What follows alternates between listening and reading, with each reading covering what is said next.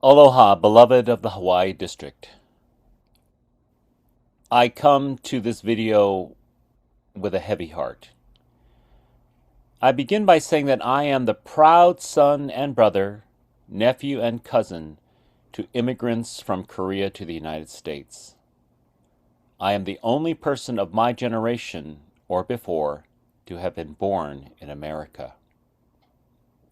Yet each one of my relatives from these generations immigrated to America and became U.S. citizens. Each one became a successful, law-abiding, and exemplary American.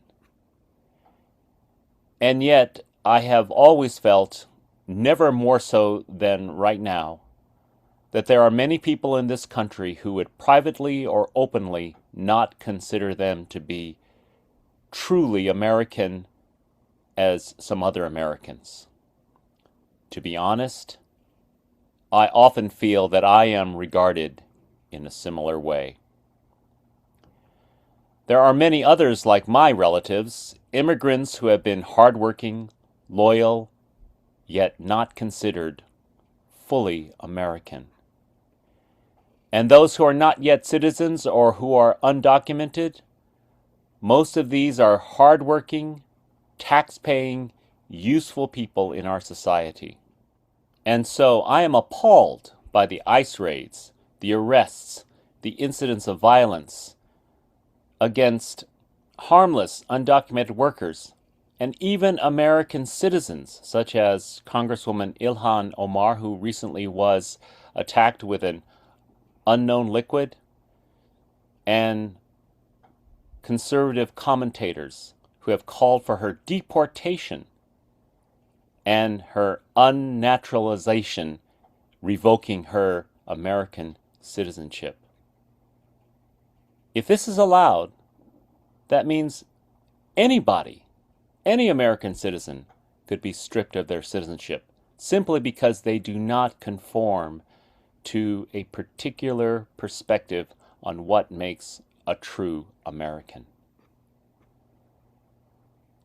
The killings of Renee Good and Alex Preddy are horrific, and we must decry them.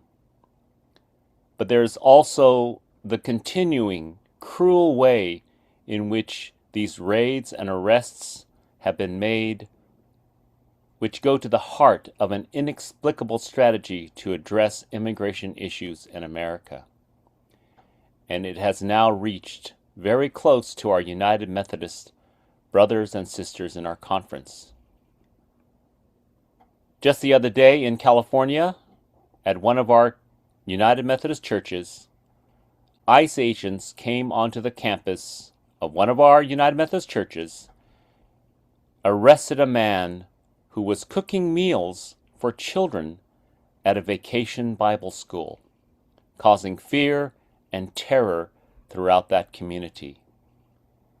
I hope that you will join me in prayer for these situations, including our leaders, that a sense of reflection, compassion, and spiritual transformation comes over them to change this nonsensical policy.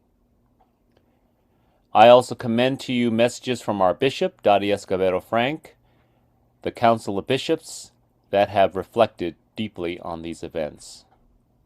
I also commend to you a moving story from Pastor Choi from her church's newsletter with very personal reflections on immigration.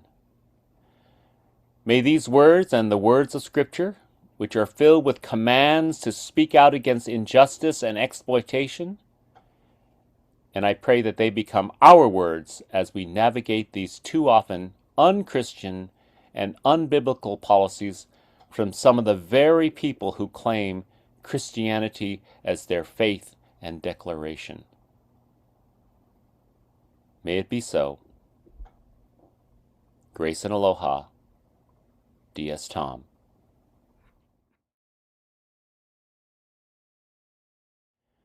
While every hour during the week is important in its own way, for those of us who are part of a church, the hour or so on Sundays during worship is usually the most important time of all. How we create, reflect on, prepare for, and present worship each Sunday is of the utmost importance. I have to admit to you all that all too often I have experienced worship that is not optimally planned, not given thoughtful attention to flow and progression, and at times lacking in preparation. The worship of God deserves and demands our very best. I am happy to announce that this year's Brit lecturer is Pastor Samantha Beach Kiley, who was a pastor at the Church on Morgan, a United Methodist congregation in Raleigh, North Carolina. An actor, storyteller, playwright, and teacher, she specializes in creating meaningful experiences that touch the soul, including in worship. Joining her is her mother, Nancy Beach, who for many years was the director of programming at the Willow Creek Community Church in the Chicago area. Nancy's creative expression in worship was a huge part of Willow Creek's excellence, growth, and effectiveness. Whether you are a pastor, a reader, or other participant in worship, or someone who simply appreciates worship and the creative and powerful ways to bring the gospel home, you will be blessed by these wonderful lecturers. We will have 2 lectures on Saturday, February 14th, beginning at 10 a.m. and ending at around 2:30, with a free lunch in between. Please use the provided link to register so we may know how many meals to prepare. There's also a lecture on Sunday evening at 7, and on Monday, a workshop beginning at 9 a.m.